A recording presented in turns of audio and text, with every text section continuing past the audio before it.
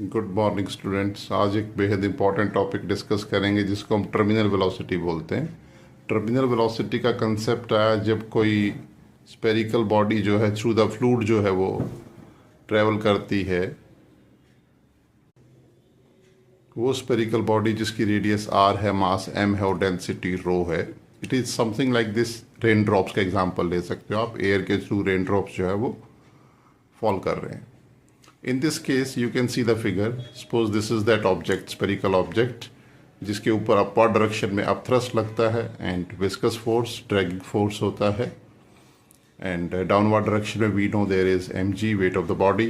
So the upward thrust is Ft is equal to weight of the fluid displaced. Ft is m dash g 4 by 3 pi r cube sigma into g.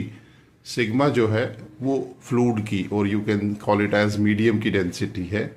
According to Stokes law, the upward drag or the viscous force F is equal to 6 pi delta RV. W is the weight of the body which is downward direction 4 by 3 pi r cube rho g. This is in downward direction.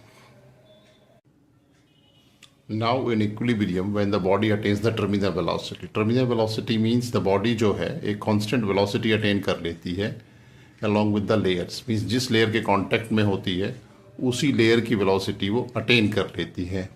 So F T is equal to F V is equal to W. Equilibrium में जो upward force और downward force है वो दोनों equal हो जाते हैं। F T you know this, F V is this and F W is this. Equating these two we got the terminal velocity equation that is V is equal to 2 r square upon 9 neta rho minus sigma into g. So this equation is very important. On the basis of this equation, we have drawn the graph v versus distance. Sometimes you can call it as t also, but generally distance use करते हैं.